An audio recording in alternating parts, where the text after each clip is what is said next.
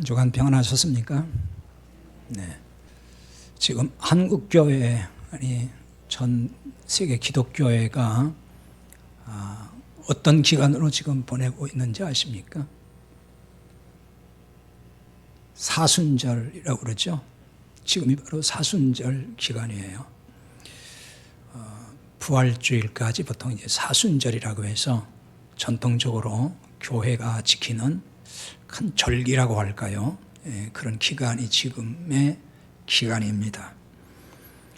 그런데 사순절 기간을 보통 어떻게 보내나요?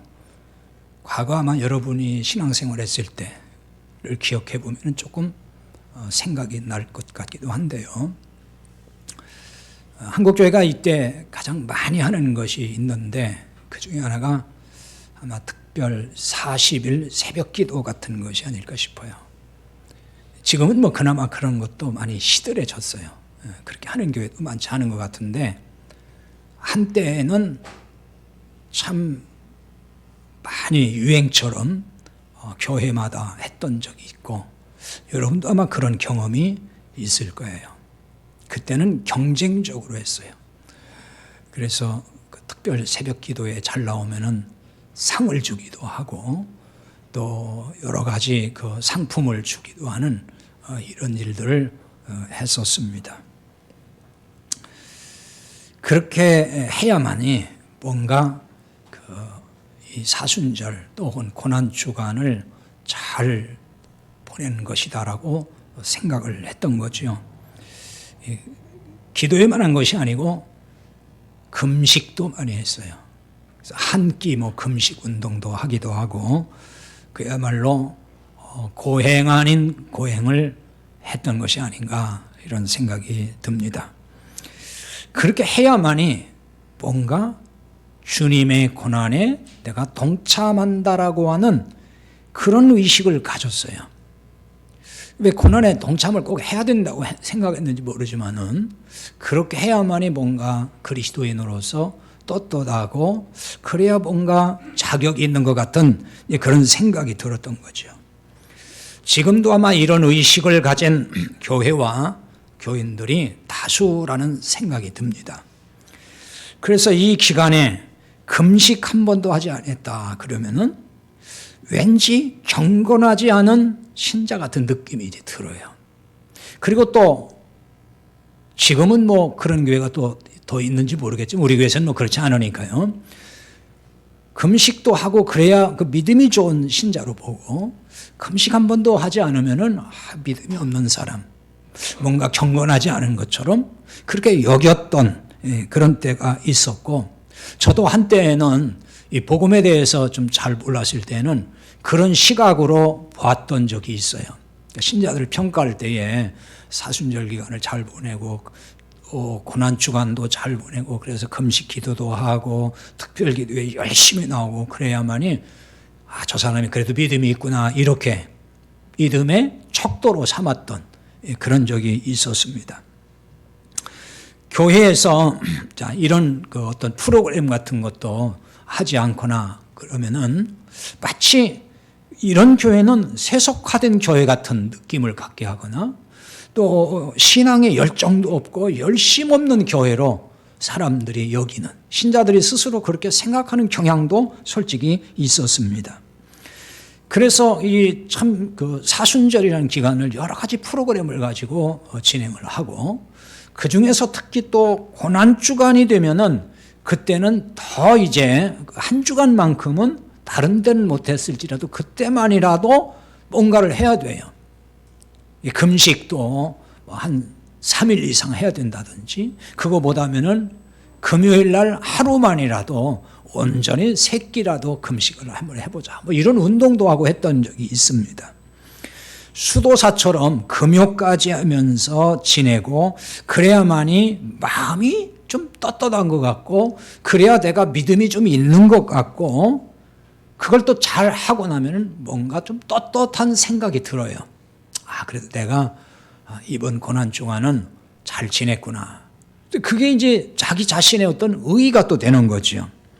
그런데 과연 이런 태도가 맞는 것일까요? 이것이 과연 성경적이고 꼭 이렇게 해야 될까요?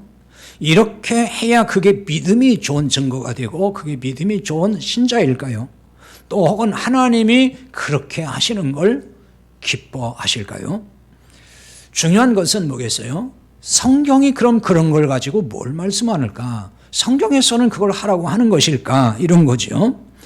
사실 성경에 고행을 하면서 사순절을 지키고 고난주일을 지키라고 하는 말씀이 없어요. 그렇게 하라는 것은 없어요. 이것은 그야말로 교회 역사 속에서 그냥 사람들이 만들어 놓은 하나의 전통일 뿐이에요. 시작할 때는 물론 아마 더 잘 믿기 위한 방법으로서 이런 것들을 만들어서 시행을 했을지도 모릅니다. 그러나 적어도 성경에서 그렇게 말씀했거나 예수님께서 그렇게 말씀하신 건 아니에요. 예수님이 하신 말씀은 딱 이거였어요. 6월절이 이제 딱 올 때에 제자들과 성찬식을 했잖아요. 성만찬을 하시면서 그때 하신 말씀이에요. 특히 누가복음 22장 19절에 그걸 분명하게 말씀하셨는데 제자들에게 이렇게 떡을 떼어 주시면서 이것은 너희를 위하여 주는 내 몸이다. 이것을 행하여 나를 기념하라 이렇게 말씀하세요. 기념하라는 것입니다. 기념하라는 말은 어떤 뜻이냐면요. 생각해낸다. 여기서 온 말인데 기억하라 그런 뜻입니다. 기억하라. 예수님이 십자가 죽음과 관련해서 주신 말씀은 바로 이것입니다. 성찬식을 하면서 주님을 기억하라는 거예요. 주님의 뭘 기억하라는 걸까요? 너의 죄로 인해서, 우리 죄로 인해서 십자가에서 피를 흘렸다고 하는 것. 주님께서 바로 너 죄 때문에 십자가에 피 흘렸다라고 하는 이것을 잊지 말고 기억하라 하는 말씀입니다. 예수님의 십자가 고난을 기억하고 초상집 분위기로 만들어라 그 얘기가 아니에요. 예수님 우리를 위해 죽으셨어요. 슬퍼요. 예수님 죽으셨네요. 뭐 이러면서 막 눈물 짜고 슬픈 분위기를 만들고 그렇게 하라는 게 아니에요. 근데 어떤 면에서 고난주간은 마치 그런 분위기를 많이 자아냈어요. 주님이 우리를 위해 죽으셨어요. 막 눈물 짜고 그렇게 안 하면 또 믿음이 없는 것 같이 보이고 이랬던 적이 있어요. 그러니까 또 막 금식하면서 자기 일을 괴롭게 하는 거예요. 고행이죠. 어떻게 보면은. 주님의 고난에 그래야만이 뭔가 동참을 해야 된다고 생각을 했던 것 같아요. 근데 우리가 왜 주님의 고난에 동참을 해야 될까요? 그런 걸 동참할 필요는 사실 없는데 그렇게 생각을 했어요. 저도 한때 그랬으니까요. 주님이 십자가에서 흘린 피를 기억해야 될 이유가 뭘까요? 왜 그걸 기억하라고 할까요? 우리의 모든 죄를 용서하시기 위해서 피를 흘리셨기 때문입니다. 십자가에서 세상 죄를 짊어지시고 죽으셨어요. 요한복음 1장 29절에서 보면은 세례요한이 예수님을 보고 이렇게 말합니다. 보라, 세상 죄를 지고 가는 하나님의 어린 양이로다. 예수님을 보고 세상 죄를 지고 가는 하나님의 어린 양이라 그랬어요. 지고 간다고 할 때의 이 말의 뜻은 빼앗아간다는 뜻이에요. 빼앗아간다는 뜻이 있어요. 근데 이 단어를 골로새서 2장 14절에서는 어떻게 번역했었냐면은 제하여 버린다는 의미로 썼어요. 같은 단어입니다. 그러니까 제가 항상 뜻을 말할 때는 원문상의 뜻을 말하는 거예요. 영어 뜻을 말하는 게 아니에요. 이게 같은 단어인데 골로새서 2장 14절에서는 제하여 버린다라고 썼어요. 거기 이렇게 나와 있어요. 우리를 거스르고 불리하게 하는 법조문으로 쓴 증서를 지우시고 제하여 버리사 십자가에 못 박으시고, 우리를 거스르고 불리하게 하는 법조문으로 쓴 증서를 지우시고, 우리를 불리하게 하고 불리하게 하는 법조문이 뭘까요? 율법을 말하는 거예요. 율법에 쓴 증서, 즉 이 말은 뭐냐? 율법으로 인하여 우리가 정죄받은 이런 것들을 다 지우시고 제하여 버렸다 그랬어요. 근데 새 번역에는 좀 이해가 쉽게 번역을 했더라고요. 빈 문서를 지워버리시고 그랬어요. 빚을 지면은 왜 장부에다가 적잖아요. 그거 다 지우듯이 너 이제 빚 없어?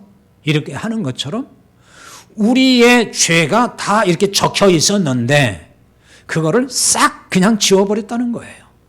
그게 없애버렸다. 지고 가다 그런 뜻이에요. 요한 1서 3장 5절에서는 없애다로 번역을 또 해놨어요. 같은 단어입니다. 요한 1서 3장 5절에 이렇게 말씀해요. 그가 우리 죄를 없애려고 나타나신 걸 너희가 아나니 그에게는 죄가 없느니라. 예수님이 왜 나타나셨느냐, 왜 오셨느냐, 우리 죄를 없애기 위해서 오셨다는 거예요. 완전히 싹 없애기 위해서. 이런 말씀을 종합해 보면은 예수님이 세상 죄를 지고 가셨다는 의미가 아주 분명해지죠. 우리 죄를 빼앗아 가셔서, 우리가 가지고 있는 죄를 이리다오, 내가 가져간다 하고 빼앗듯이 가져가셔서 그 죄의 모든 짐을 지셨다는 거예요. 예수님이 다 지셨어요. 그래서 빼앗아 가셔가지고 죄의 기록도 이제 다 지우셨다는 거예요. 그래서 모든 죄를 없앴다. 그 얘기입니다. 세상 죄를 짊어지셨습니다. 이 세상 죄라는 표현은 모든 죄라는 말이에요. 세상에 있는 모든 죄입니다. 다 해당되는 거예요. 그러니까 우리 인간에게 있는 모든 죄. 구체적으로 말하면은 여러분에게 있는 모든 죄입니다. 그거를 다 가져가셔서 예수님이 십자가에서 싹 지워버리셨다. 없애셨다는 겁니다. 십자가에서 피 흘리심으로 우리가 받을 죄의 형벌을 대신하셨어요. 그리고 우리의 모든 죄의 기록을 삭제하셨어요. 더 이상 복원이 안 되도록. 그러니까 없앴다는 말이 삭제라는 말이거든요. 그러니까 컴퓨터 파일을 완전 삭제해서 복원할 수 없도록 하는 것처럼. 그렇게 우리 죄를 싹 없앴다. 그런 얘기입니다. 그런데 우리가 지은 지난날의 죄만 그렇게 하신 걸까? 그러니까 예수를 내가 믿을 때를 기점으로 해서 그 전의 죄는 다 그렇게 해주셨고, 그러면 현재나 또 앞으로 짓는 죄에 대해서는 어떻게 되는 걸까? 그것까지 다 포함했다. 그런 얘기예요. 이게 세상죄라는 개념이 그런 뜻인 겁니다. 그래서 좀 구체적으로 볼 수 있는 부분이 히브리서 9장 12절인데요.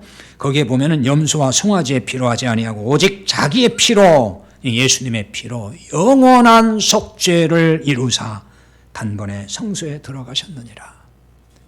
영원한 속죄를 이루사 그랬어요. 영원한 속죄. 영원한 속죄라고 하는 것은 미래의 속죄 받을 죄까지란 뜻이에요. 앞으로 짓는 죄까지 다 포함해서 그 말입니다. 예수 믿을 때를 기점으로 해서 전의 죄도 다 용서가 되지만은 현재 그리고 미래에 짓는 죄까지도, 어차피 또 미래에도 죄를 지을 것 다 아시고 그것까지 다 담당하셨다는 거예요. 자, 오늘 다시 본문에 돌아와서 12절에 보면은 오직 그리스도는 죄를 위하여 한 영원한 제사를 드리시고 하나님 우편에 앉으셨다 그랬어요. 죄를 위하여 한 영원한 제사, 이 제사란 속죄의 제사, 희생 제사란 뜻이에요. 그 제사를 드리시고 어디 앉으셨어요? 하나님 우편에 앉으셨다. 영원한 제사 그랬어요. 영원한이라는 말은 시간적으로, 즉 시간에 대해서 계속적인 그런 뜻이에요. 끊임이 없다는 거예요. 중단되지 않고 계속해서 그 말입니다. 속죄의 제사가 계속적으로 유효하다는 말이에요. 예수님이 십자가에서 죽으신 2000년 전에 죽은 십자가 그 죽음의 속죄의 제사가 영원히 유효하다는 거예요. 계속해서 유효하다는 겁니다. 단 한 번의 제사로 용서받은 죄가 계속 유효한 상태에 있다. 그런 얘기예요. 근데 하나님 우편에 앉으셨다 그랬어요. 하나님 우편에 앉으셨다는 말이 무슨 뜻일까요? 이것은 예수님의 속죄의 사역이 완성되었다 그런 뜻입니다. 구약의 제사장은 성전에 속죄의 제사를 드릴 때 서서 합니다. 항상. 성전, 성막이거나 성전에는 제사장이 앉는 의자가 없어요. 다 그냥 계속 서서 있어야 됩니다. 그래서 오늘 본문 앞에 11절인데요. 거기에 그렇게 또 나와 있죠. 제사장마다 매일 서서 섬기며 자주 같은 제사를 드리되 이 제사는 언제나 죄를 없게 하지 못하니라. 서서 섬긴다 그랬죠. 세번역으로 볼까요? 모든 제사장은 날마다 제단에 서서 직무를 수행하면서 똑같은 제사를 거듭드리지만 그러한 제사가 죄를 없앨 수는 없습니다. 이렇게 번역했어요. 구약의 제사장은 장차 오실 메시아, 즉 그리스도의 그림자였습니다. 구약의 모든 율법이 다 그걸 말하지만은 구체적으로 제사장은 바로 오실 그리스도의 그림자였어요. 그래서 제사장이 구약에서 반복해서 제사를 드리지만, 속죄의 제사를 드리지만은 죄를 영원히 없앨 수가 없었다. 그런 말씀이에요. 서서 직무를 수행을 해야 된다는 것은 속죄의 제사가 완성되지 아니했다는 거예요. 그러니까 계속해서 뭔가를 해야 된다는 거예요. 속죄의 제사를 서서 한다는 얘기는 그거예요. 끝나지 않았다는 거예요. 계속 해야 됐다는 걸 말해주는 거예요. 그래서 예수 그리스도는 속죄의 제사를 이제 완성했기 때문에 하나님 보좌 우편에 앉으셨다. 끝났다 그 얘기입니다. 그래서 이제는 일이 다 사역이 끝났기 때문에 거기 앉으셨다는 거예요. 앉으셨다는 얘기는 끝났다는 걸 얘기하는 거예요. 하나님 우편에 앉으셨다. 그 얘기는 뭐라고요? 속죄 제사를 영원히 이제 완성하셨다는 말이에요. 그러므로 우리가 받은 속죄의 은혜가, 용서받은 은혜가 얼마나 안전한지 알 수가 있는 거죠. 우리가 죄에서 용서받은 것이 얼마나 완벽한지를 말씀해요. 그게 오늘 본문의 17절, 18절이에요. 거기 볼까요? 그들의 죄와 그들의 불법을 내가 다시 기억하지 아니하리라 하셨으니 이것들을 사하셨은즉 다시 죄를 위하여 제사 드릴 것이 없느니라 그랬어요. 죄와 불법을 다시 기억하지 않는다고 했습니다. 다시 기억하지 않겠대요. 여기 다시란 말은 여전히 그런 뜻입니다. 여전히. 다시 기억하지 않겠다는 것은 앞으로도 여전히 생각하지 않는다. 하나님께서 기억에서 지웠다는 거예요. 앞으로도 여전히 그 문제 가지고 거론하지 않는다 그 얘기예요. 다 지웠으니까요.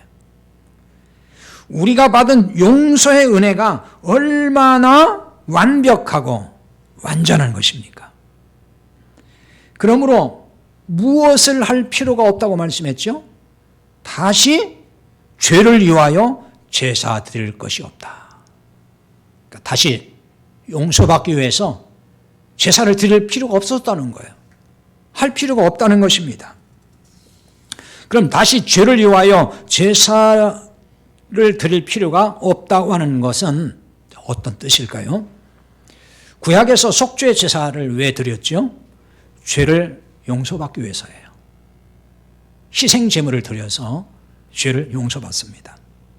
그런데 아까 읽었던 11절에 하반절에 보면은 이 제사는 언제나 죄를 없게 하지 못하거니와, 이 죄를 다 없게 할 수 없다는 거예요. 그래서 죄를 지을 때마다 속죄 제사를 또 드리고 그래서 또 용서를 구해야 했던 것입니다. 하지만 이제는 예수 그리스도가 한 번의 영원한 속죄 제사를 드렸어요. 이 때문에 이를 믿는 자의 모든 죄를 영원히 용서하셨다는 말이에요. 이렇게 영원한 용서를 하셨는데, 그러니까 죄를 지을 때마다 또 용서해달라고 용서를 구해야 할까요? 영원히 용서해 줬는데. 근데 저도 사실 그랬고, 여러분도 아직도 입에 그게 붙어가지고, 기도만 하면은 뭐라고 그러죠? 네, 우리의 죄를 용서해 주십시오. 하나님, 제가 잘못했어요. 또 뭐 잘못했어요. 용서해. 아주 매주마다 와서 용서해달라고. 또 용서해달라고. 또 용서해달라고. 저도 그랬던 적이 있어요, 사실은. 한국 교회 신자들 대부분 그렇게 기도를 합니다.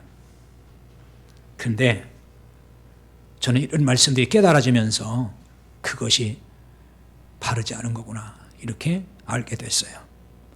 왜냐하면은 구약에서 용서해달라고 하기 위해서, 용서받기 위해서 뭐가 짐승이 희생제물이 죽었어요. 계속 죽어야 됐어요. 그럼 다시 죄를 가지고 와서 용서해달라고 하는 것은 예수님께 뭐라고 하는 거예요? 십자가에 다시 죽어주세요. 그거와 똑같은 거예요, 사실은. 그러니까 예수님의 희생제물이 되어서 십자가에서 완전히 우리를 용서하셨다는 그것을 못 믿겠다는 것과 똑같은 거예요, 그거는. 다 용서하기 위해서, 모든 죄를 다 용서하기 위해서 십자가에서 피 흘려 죽으셨는데, 예수님, 제가 또 아직도 죄가 있으니까, 아직도 용서가 안 됐으니까 또 용서해 주세요. 그거는 예수님의 십자가의 죽음을 여전히 다 못 받아들이고 있다는 것과 같은 거예요. 근데 사실은 우리가 그런 걸 잘 이해를 못하고 그냥 습관적으로 그래, 죄를 지었으니까 어떻게 내가 하나님께 용서를 구해야지 그러면서 이제 막 실토하고 그러는 거죠. 근데 이런 말을 하면은 이런 반론을 얘기할 수 있어요. 뭐냐면은 그러면 그 죄를 짓고 나서 어떻게 하라는 겁니까? 잘못했으니까 용서를 또 구해야 되는 거 아니에요? 그래서 그걸 반론을 제기할 때 인용하는 성경 구절이 몇 군데가 있는데 그 중에 하나가 요한일서 1장 9절이라고 봐요. 요한일서 1장 9절에 이런 말씀이에요. 만일 우리가 우리 죄를 자백하면 그는 미쁘시고 의로우사 우리 죄를 사하시며 모든 불의에서 깨끗하게 하실 것이요. 이 말씀을 가지고 우리가 죄를 자백해야 된다. 그러니까 낱낱이 다 자백해야만이 용서받는 거다. 이렇게 알고 있어요. 저도 한때는 그렇게 알았어요. 일단 먼저 깨끗하게 한다는 표현이 나왔습니다. 깨끗하게 하실 것이에요. 불의에서. 여기 깨끗하게 한다는 말은 용서의 의미보다 더 강렬한 표현이에요. 싹 지워서 흔적을 없앤다 그런 뜻이에요. 도말이라는 말입니다. 이걸 도말한다 그러거든요. 이사야 43장 25절에 보면 그렇게 번역했어요. 나는 나를 위하여 내 허물을 도말하는 자니 내 죄를 기억하지 아니하리라. 도말했다. 도말한다는 얘기는 지워서 없앴다 그런 뜻입니다. 그런데 요한일서 1장 9절을 좀 잘 이해를 해야 됩니다. 우리가 우리 죄를 자백하면 우리 죄를 사해 주신다. 용서해 주신다는 얘기거든요. 그러니까 죄를 하나씩 다 자백해야만 용서받는다. 이 말씀을 그렇게 이해를 하는데 이건 그런 얘기가 아니에요. 이 요한일서 1장 9절은 어떤 사람에 해당되는 거냐면은 아직 구원 못 받은 사람. 그러니까 죄사함 받기 이전의 사람을 말하는 거예요. 하나님을 떠난 죄인이에요. 그런데 내가 왜 죄인이야? 이렇게 얘기하는 사람. 나 죄 없어? 이런 사람을 말하는 거예요. 그러니까 이런 사람이 내가 하나님을 떠난 죄인인 걸 깨달았습니다. 내가 죄인입니다. 라고 자백할 때 그렇게 고백하고 돌아오면은 다 용서하신다는 거예요. 구원을 말하는 거예요. 그러니까 이 말은 구원받고 나서 내가 다 용서받았는데 그 이후에 또 죄를 지면 그걸 또 자백해야만 또 용서해 준다는 얘기를 하는 게 아닌 거예요. 대상이 구원받기 이전의 사람, 죄 용서받기 이전의 사람을 말하는 것입니다. 이해가 됐습니까? 또 하나 인용하는 말씀이 또 하나 있어요. 이것도 언젠가 제가 한번은 간단하게 설명한 적이 있는데 오늘 다시 설명을 해야 될 것 같아요. 왜냐하면 잘 이해를 못할 경우가 있기 때문에 그래요. 요한복음 13장에 보면은 예수님께서 제자들 발을 씻겨주시는 장면이 나오죠. 거기서 나온 말씀인데요. 예수님이 제자들 발을 씻겨주니까 이제 베드로의 차례가 왔어요. 그러니까 베드로가 뭐라고 하죠? 아니 어떻게 예수님이 우리 발을 씻겨줍니까? 저는 안 됩니다. 왜냐하면 그 당시에 발을 씻겨주는 사람은 종이 상전을 씻겨주는 거고 제자가 스승을 씻겨주는 것이지 스승이 제자를 씻겨주거나 상전이 종의 발을 씻겨주는 게 없어요. 베드로가 깜짝 놀라가지고 저는 안 됩니다. 이렇게 얘기를 하니까 예수님께서 내가 너를 씻어주지 아니하면 너와 나가 상관없는 자가 된다. 이렇게 말씀하시죠. 베드로가 깜짝 놀라가지고 그러면 예수님 발뿐만 아니라 제 손과 머리도 좀 씻어 주십시오. 이렇게 요구를 하죠. 예수님은 베드로에게 뭐라고 하십니까? 이미 목욕한 자는 발밖에 씻을 필요가 없다. 이렇게 말씀해요. 그러니까 바로 이제 이 말씀 때문에 한 번 회개해서 즉 용서받은 즉 목욕한 것처럼 다 용서가 구원받았을지라도 또 더러워지면은 다 그거를 씻어야 된다. 용서받아야 된다. 이렇게 그 말씀을 이해를 하고 있어요. 그래서 죄를 회개해서 이미 용서를 받았어도 또 죄를 지면 용서받아야 된다는 논리의 근거를 삼을 때가 있어요. 근데 과연 이 사건이 이런 논리의 근거를 제공하는 것일까요? 예수님이 제자들의 발을 다 씻기신 후에 하신 말씀이 있어요. 그걸 보면은 아하, 예수님이 이걸 통해서 우리에게 보여준 것이 이것이구나 하는 거 알 수가 있어요. 요한복음 13장 14절 15절의 말씀인데요. 거기에 이렇게 나와 있어요. 내가 주와 선생이 되어 너희 발을 씻었으니 너희도 서로 발을 씻어주는 것이 옳으니라. 내가 너희에게 행한 것 같이 너희도 행하게 하려 하여 본을 보였노라. 이렇게 말씀해요. 그러니까 제자들의 발을 씻기신 후에 예수님이 하신 말씀이에요. 자, 많은 사람이 알고 있고 또 주장하는 대로 이 부분을 죄의 용서라는 측면에서 그냥 일단 봅시다. 그렇다고 해도 제자들이 예수님께 와서 주님 제 발이 더러워졌으니까 제 발을 씻어주세요. 그래서 씻어준 겁니까? 아니면 예수님이 그냥 야 이리 와 내가 씻어줄게 해서 씻어준 겁니까? 제자들이 씻어달라고 씻어준 게 아니잖아요. 그러니까 이걸 적용하면은 다시 말하면은 우리가 뭐 용서해 주세요 해서 용서해 준 게 아니고 이미 주님은 그냥 용서하신다는 거예요. 이것이 꼭 그런 얘기는 아니지만 그렇게 한번 적용해 봐도 그렇게 이해가 되고 정리가 된다 그 말이에요. 자, 이런 까닭에 이 말씀은 제자들에게 본을 보여주신 것으로 봐야 돼요. 왜? 예수님도 그렇게 말씀했잖아요. 내가 너에게 행한 것 같이 너희도 행하게 하려고 본을 보였다. 내가 너희를 발을 씻어준 것처럼 너희도 서로 발을 씻어주라고 내가 본을 보여준 거라는 거예요, 이게. 그러니까 죄를 지면 또 용서받으라는 걸 가지고 얘기한 게 아니고 내가 너희를 씻어준 것처럼 너희도 서로 씻어주라고 내가 본을 보여준 것이다. 바로 이 말씀을 예수님이 하셨어요. 그러니까 이 말씀은 이렇게 이해할 수도 있어요. 뭐냐면은 주님께서 용서하셨듯이 서로의 허물을 용서하라. 이렇게 볼 수는 있어요. 그러니까 예수님께 또 용서받는데 또 용서해달라고 하라는 얘기가 아니고 내가 주님께 용서받은 자니까 너는 다 이미 구원받고 깨끗하게 된 사람이니까 그러면 너희끼리 잘못한 거 있으면 용서하라. 그거 알려주려고 내가 한 것이다. 이렇게 이해할 수 있다는 말이에요. 그러나 다시 정리하면 구원받은 사람은 죄에서 영원한 용서를 받은 사람이에요. 이게 구원받은 사람인 거예요. 자, 그러면 또 용서를 구할 필요가 있을까요? 영원한 용서를 받았는데 또 용서를 왜 또 받아야 되냐고요. 그럴 필요가 없어요. 그러면 이제 이런 질문을 할 거예요. 아니 그럼 죄를 지어도 된다는 거예요? 아니 뭐 다 용서 받았으니까 죄 지어도 되겠네? 근데 그렇게 얘기할 사람이 나올 수 있어요.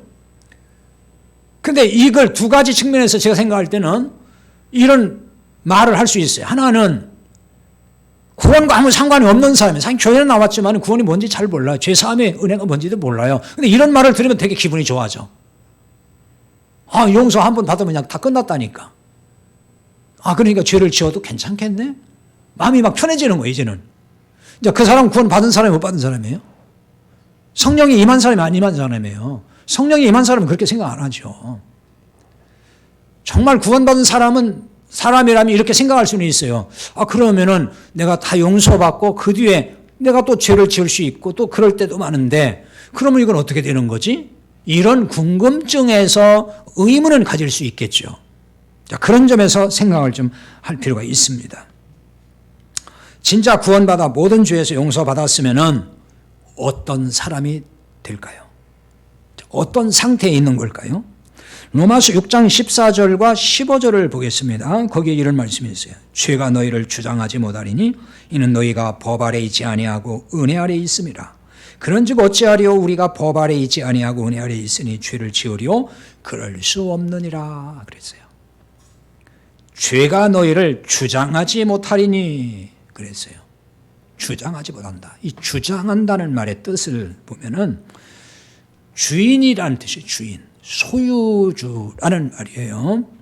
구원받기 전에는 죄가 나를 주장해서, 즉 죄가 나의 주인이었다는 거예요. 나를 소유했다는 것입니다. 구원받은 이후에는 은혜 아래 있기 때문에 이제 죄가 주인이 아니라는 뜻이 되는 거예요. 법 아래 있지 아니하고 은혜 아래 있음이라고 했어요.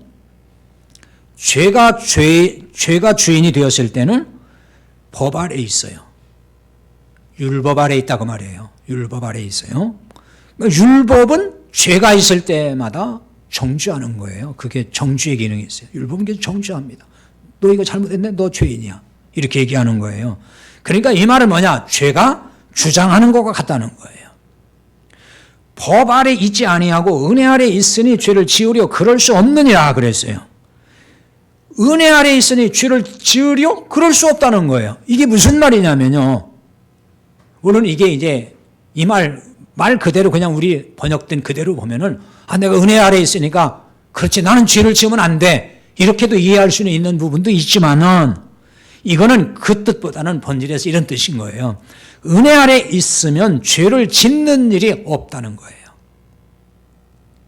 이게 무슨 말이냐? 아니 은혜 아래 있다고 죄를 안 지나요? 짓지요. 이게 그럼 무슨 뜻이냐면은 은혜 아래 있다는 것은 은혜가 주장한다 그 말이에요. 율법 아래 있다는 율법이 나를 주장하는 거예요. 은혜 아래 있으면 은혜가 나를 주장하는 거예요. 그럼 은혜가 주인이 됐다는 말이거든요. 그 은혜가 주인이 돼서 다스리기 때문에 죄가 있어요. 죄를 지어요. 그러면 그 죄를 어떻게 하겠어요? 덮어주는 거예요. 그게 은혜예요. 은혜는 덮어주는 거예요. 은혜가 그 죄를 덮어줘요. 그래서 죄가 죄되지 않는 거예요. 죄를 졌지만은 주님의 은혜가 그걸 싹 덮어버렸어요. 그러니까 죄가 죄되지 않는 거라 그 말이에요. 그래서 죄를 짓지 않는다는 말을 하는 거예요. 또한 은혜 아래에 있다고 하는 개념을 좀 더 쉽게 설명하기 위해서 자 이거는 다른 말로 예수님 안에 있다는 것과 같은 거예요. 예수님 안에 있으면은 정죄하지 않아요. 로마서 8장 1절과 2절에 나와 있어요. 그러므로 이제 그리스도 예수 안에 있는 자에게는 결코 정죄함이 없나니 이는 그리스도 예수 안에 있는 생명의 성령의 법이 죄와 사망의 법에서 너를 해방하였음이라고 했어요. 예수 안에 있는 자에게 정죄함이 없다는 게 무슨 얘기일까요? 여러분이 예수 안에 있습니까? 여러분 예수 밖에 있습니까? 예수 밖에 있다는 얘기는 구원 못 받은 걸 말하는 거예요. 예수 안에 있다는 건 내가 구원 받았다는 걸 말하는 거예요. 그럼 예수님은 의인입니까? 죄인입니까? 예수님은 의인이잖아요. 그러면 의로우신 예수님 안에 내가 들어가 있기 때문에 같이 그냥 의인이 되는 거예요. 그래서 의롭다고 하는 거예요. 우리가 이만큼도 뭐 잘못도 없고 죄도 없고 그래서 의인이라는 게 아니에요. 의롭다는 게 아니에요. 예수님 안에 이제 들어갔을 때. 그래서 의롭다고 해주신다. 죄 없는 자로 간주한다. 이미 용서받았으니까. 그래서 의롭다라고 하는 거예요. 생명의 성령의 법이 이게 은혜의 법을 말하는 겁니다. 죄와 사망의 법에서 너를 해방시켜버렸다. 그러니까 이 은혜의 법이 우리가 잘못할 때마다 그걸로 싹 덮어버린다는 거예요. 그래서 죄 없는 자가 되는 겁니다. 이것이 모든 죄에서 용서받고 구원받은 사람의 상태예요. 죄 없는 상태. 그래서 죄를 짓지 않는 것과 같다는 말을 하는 거예요. 그러니까 이제 더 이상 용서를 구할 필요는 없다는 거예요. 또 용서해 주세요. 용서해 주세요. 하나님 뭐라고 하실까요? 하나님 좀 짜증나실 것 같아요. 아니, 내가 다 용서했다고 그랬잖아. 내가 용서했다니까. 너 앞으로 지을 죄까지 내가 다 용서했다니까. 근데 주일마다 와가지고 하나님 용서해 주세요. 하나님 용서해 주세요. 또 잘못했어요. 좀 짜증나지 않겠습니까? 자, 그렇다고 해도 또 이런 의문을 또 가질 수 있어요. 그래도 죄를 짓고 죄를 짓는 걸 어떡합니까? 부지중에 실수도 하고 또 허물도 보이고 약점도 자꾸 생기고 뭔가 또 어떤 죄를 자꾸 짓고 그러는데 그러면 어떻게 해야 됩니까? 그냥 그렇게 그냥 삽니까? 이런 아마 생각을 가질 수 있고 갈등이 생길 수 있을 거예요. 그렇죠? 오늘 여러분 살아가면서 보면 늘 후회스러운 것만 좀, 내가 또 잘못했네. 내가 또 이렇게 살았네. 이렇게 살지 말아야 되는데. 그럴 때가 많잖아요. 자, 이때는 어떻게 해야 되냐 그러면은 주님의 십자가를 바라보고 돌이키면 되는 거예요. 그러니까 또 용서해달라고 할 필요는 없다는 거죠. 왜? 이미 다 용서해줬으니까. 내가 잘못된 거 알았느냐? 그러면 그냥 돌이켜. 그걸 회개라고 하는 거예요, 사실은. 그러니까 회개란 말, 우리말에 회개란 말도 회자가 무슨 회자일까요? 그죠? 뉘우친다는 말이고 개자는 고친다는 뜻이거든요. 원문에서 회개라는 말, 메타노니아는 말 쓰는데 그 말도 사실은 그런 뜻이에요. 방향을 바꿨다, 전환했다는 거예요. 매주마다 나와가지고 하나님 또 잘못된 용서해 주세요. 또 잘못 용서해 주세요. 그 다음 주에 와서 그거 용서해달라고 또 해요, 안 해요? 그 얘기는 뭐예요? 또 다시 하고 또 다시 하고 그런 거잖아요. 그럼 회개한 거예요, 안 한 거예요? 결과적으로는 회개가 아닌 거예요. 또 맨날 잘못했다고만 하고 용서해달라고 하니까. 하나님이 그걸 아시는 거예요. 또 맨날 잘못했다고 했지? 용서해줬는데 또 잘못했다고 했지? 계속 그러는 거 내가 알아. 그래서 하나님의 은혜가 필요하다는 말이에요. 하나님의 은혜가 아니면 우린 구제불능인 거예요. 안 그러냐고요. 저나 여러분이랑 다 똑같아요. 하나님이 그렇게 은혜로 덮어주지 않으면은 우리는 또 날마다 똑같은 죄를 범한단 말이에요. 그래서 은혜가 필요하고 하나님이 그냥 덮어주고 만다는 거예요. 그래서 하나님이 그걸 아시기 때문에 영원히 용서해 줘버린 거예요. 다만 우리는 그러면 그냥 그렇게 살자는 얘기가 아니라 돌이키라는 거예요. 깨달아질 때마다. 근데 그래도 그게 잘 안 되잖아요. 그러니까 어떻게 해야 돼요? 주님 앞에 기도하는 거예요. 주님을 바라보고 십자가의 주님을 바라보고 돌이키고 고칠 능력을 구하는 거죠. 성령의 인도에 순종하도록 기도하는 거예요. 왜? 성령이 내게 임했는데 성령의 인도를 내가 받지 못해서 넘어지는 거니까 주님, 제가 성령의 인도하시면 순종할 수 있도록 좀 힘을 주십시오. 그 기도가 필요한 거예요. 갈라디아 5장 16절에 보니 이렇게 말씀을 해요. 너희에게 이르노니 너희는 성령을 따라 행하라. 그리하면 육체의 욕심을 이루지 아니하리라. 성령을 따라 행하라는 거예요.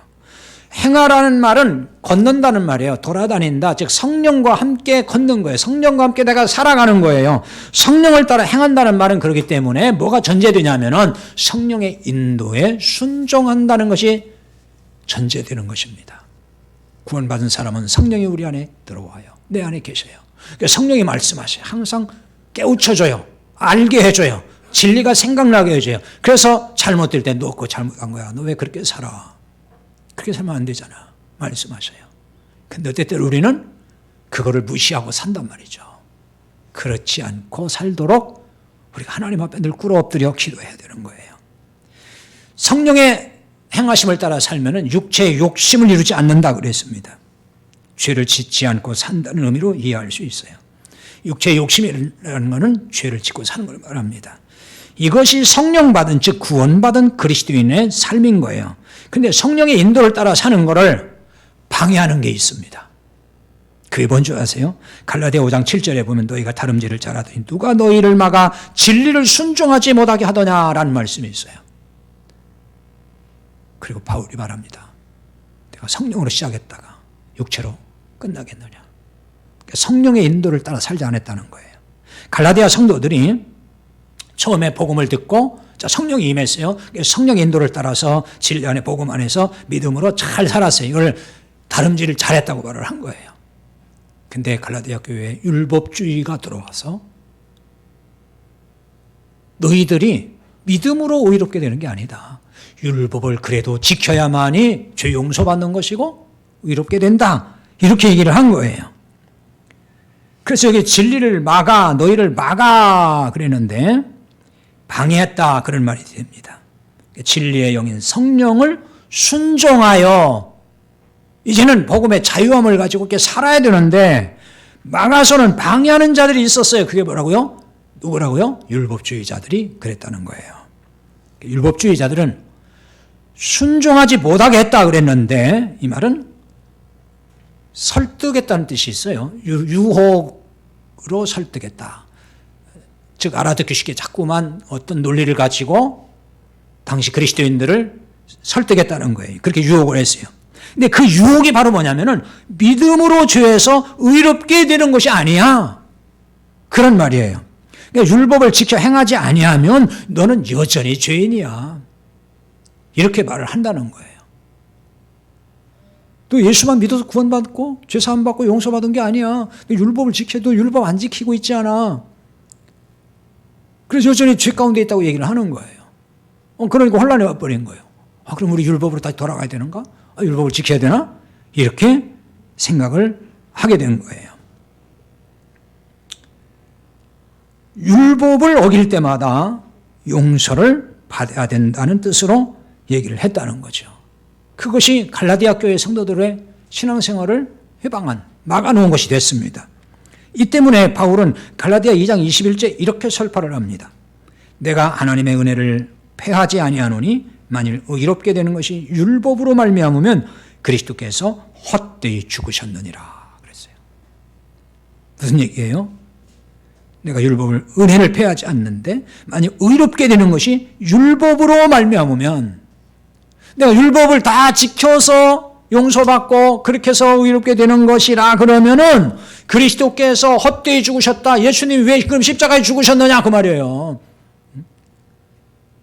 왜 예수님이 그럼 십자가에 꼭 죽으셨느냐는 얘기예요.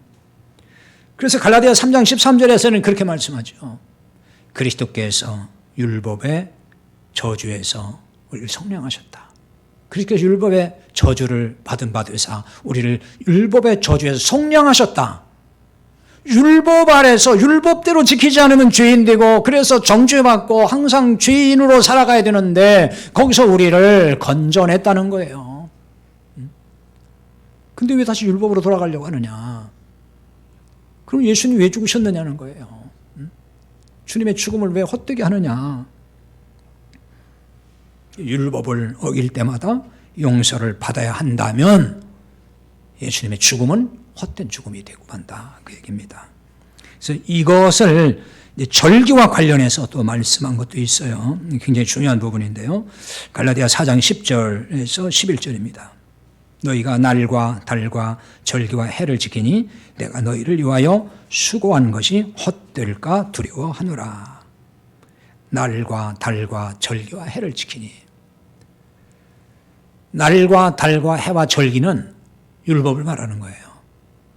율법에 보면은 특정한 날을 지키는 게 있어요. 뭐 초하루라든지 그 다음에 달을 지키는 게 있어요. 또 어떤 해, 예를 들어 뭐 안식년, 또 아니면은 시년, 뭐 이런 해, 뭐 절기, 여러 절기가 있잖아요, 구약에. 이런 것들에서 이제 자유케 됐는데, 왜 너희들이 다시 그거 지키냐? 왜 절기를 또 지키냐? 사도 바울이 그 얘기하는 거예요. 너희들이 그걸 자꾸 지키려고 하는 걸 보면은, 지킨다 그러면 내가 너희를 위해 수고하는 게 또 헛되게 된다. 내가 그동안 해산의 고통을 하면서 복음을 전해서 이제 자유케 되는 진리를 알려줬는데 왜 다시 율법으로 돌아가서 그 절기를 또 왜 지키고 있느냐? 그 얘기입니다. 그러니까 저 구약의 절기 지키라는 거예요? 지키지 말라는 거예요? 지키라는 거예요? 지키지 말라는 거예요? 지키지 말라는 거잖아요, 지금. 그거 지키면은 내가 복음을 위해 수고한 거 다 헛되는 거 아니냐? 예수님이 십자가 왜 죽으셨느냐? 율법에서 우리를 건져내신 거 아니냐? 다 그런 조항에서부터 우리를 자유케 하신 게 아니냐? 그 말인 거예요. 구약의 절기도 사실은 그림자예요, 다. 그러니까 예수 그리스도에 대한 그림자였거든요. 구원에 대한 그림자를 보여준 거예요, 사실은. 그런데 구약의 절기를 지금 현대 교회는 뭐 잘 지키진 않아요. 그런데 한국교회가 언제부터인지 구약에 있는 절기를 하나씩 하나씩 끄집어내다가 프로그램화 해가지고 그걸 지키는 거예요, 보면은. 그런 교회들이 자꾸 생겨나더라고요. 정말 이해할 수 없는 거예요. 계속 율법으로 돌아가려고 하는 거 똑같은 것입니다. 변형시켜서 막 지킨다든지 그래요. 사순절이라든지 고난주간은 우리 기독교의 큰 절기라고도 할 수 있어요. 그렇죠? 굉장히 큰 절기죠. 근데 이거 성경에 있어요, 없어요? 없는 겁니다. 이게 없어요. 성경에 그렇게 하라고 하는 것이 없어요. 사람들이 만들어 놓은 거예요, 그냥. 초기에는 물론 이게 좋은 뜻에서 했는지 모르죠. 우리가 좀 더 이렇게 경건하고 또 신앙생활 좀 더 잘하자는 의미에서 했는지 모르겠지만은 세월이 지나면서 이게 어떻게 되냐면은 이게 또 율법이 되고 말았어요. 저는 신형율법이다 이렇게 표현하고 있어요. 신형율법. 새로운 율법이 또 나와버린 거예요. 그래서 이걸 전통적인 관례대로 지키지 않으면은 어떤 마음까지 드냐면은 죄책감이 들 때가 있어요. 그렇잖아요. 아까도 말씀드렸지만 이제 고난주간을 예를 들면 그 고난주간에 뭔가 전통적으로 지킨다는 게 뭐죠? 금식도 하고 뭔가 그냥 이 세속적인 거 다 이제 끊어버리고 TV도 보지 말고 모든 거 다 끊어버리고 그냥 오로지 성경 보고 기도하고 특별 기도에 참석을 하고 그렇게 해야만이 내가 뭔가 잘하는 것 같고 그래야 뭐가 더 거룩해진 것 같고 더 깨끗해진 것 같고 그리고 주님 앞에 내가 더 떳떳해진 것 같은 느낌이 든다는 말이에요. 여러분 그게 뭘까요? 그게 신형 율법인 거예요. 율법 아래 내가 들어간 거예요 벌써. 거기에 지배를 받고 있는 거잖아요. 그래서 마음이 편하지 않아. 사순절이 오고 고난주간이 다가오면은 어느 순간에 부담스럽고 무거워요 마음이. 이것과 상관없이 그냥 이것도 저것도 아니게 사는 사람 아무 상관없어요. 그런데 그래도 자기 깐에는 나름대로 날 경건하게 살려고 하고 뭔가 내가 바르게 좀 신앙생활을 해야 되겠다. 주님이 기뻐하는 데 살아. 이런 마음을 가지고 평생 살아온 사람들은 이때가 돌아오면은 적잖은 부담을 솔직히 가진 게 사실이에요. 금식도 해야 되고 또 뭣도 더 해야 되고 막 이런 것이 있는 거죠. 마음이 무거워지는 거죠. 근데 금식을 하고 더 많이 기도하고 그러면은 뭐 더 깨끗해진 느낌을 이제 받는 거예요. 더 거룩해졌다는 생각을 갖게 되죠. 사실은 그럴까요? 여러분 거룩해지는 게 뭐죠? 용서받아 깨끗하게 된 거예요. 이미 주님의 피가 우리를 깨끗하게 했어요. 그래서 우리는 거룩한 자예요. 그래서 성도라고 하잖아요. 거룩한 자. 거룩한 우리. 내가 뭘 조금 했다고 해서 그것이 더 거룩해지는 거 아니에요. 거룩에 더 보태지는 게 아니란 말이에요. 근데 우리는 그렇게 생각을 해요. 그게 바로 뭐냐면은 율법 아래에 있는 거예요. 그러니까 율법 아래에 있는 사람은 항상 어떤 기준에 따라서 내가 뭔가 좀 하면은 의기양양해져요. 떳떳함을 느껴요. 내가 이렇게 잘했어. 자기 의의로 작용하고 있다는 얘기죠. 그게 아직도 율법 아래에 있는 증거가 되는 거예요. 우리가 거룩한 것은 우리가 떳떳하고 당당한 것은 내 행위에 있는 게 아니에요. 주님이 내 죄를 덮어주셨어요. 다 가져가셨어요. 없애주셨어요. 그리고 나를 깨끗하다고 하셨어요. 의롭다고 하셨어요. 그것 때문에 내가 깨끗하고 경건하게 된 거고 그래서 내가 의기양양해진 거지. 내가 뭐 좀 잘했으니까 남보다 며칠 금식 더 했으니까 남보다 기도에 더 열심히 했으니까 그래서 내가 더 의로워지고 더 거룩해졌다고 생각하면 이건 굉장히 착각을 하는 거예요. 깨달아야 됩니다. 이게 안 깨달아졌다는 것은 아직도 내가 율법 아래 있다. 복음을 잘 모르고 있다는 것이 될 수도 있는 거예요. 그래서 이제 사순절 지나가고 있고 뭐 사순절 특별히 하는 일은 없습니다만은 고난 주간이 오면은 또 뭔가를 해야 된다라고만 생각할 때도 있는데 가장 많이 하는 게 뭐라고 했죠? 금식. 금식 하실래요?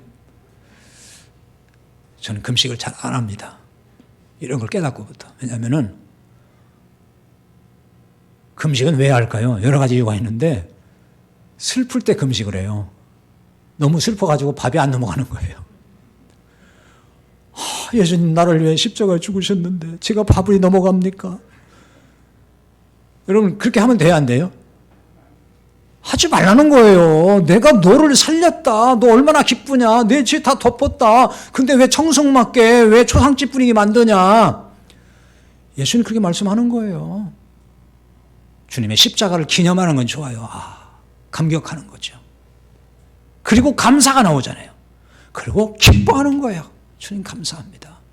그래서 고난주간에도 우중충하게 살지 말고 그냥 기쁨으로 감사함으로 이렇게 보낼 수 있기를 바랍니다. 그게 주님 기뻐하는 거예요. 하나님이 기뻐하는 걸 뭐냐? 하나님의 백성이 슬퍼하는 게 아니라 받은 은혜로 인해 기뻐하고 찬송하고 하나님께 영광 돌리는 것입니다. 기도합시다.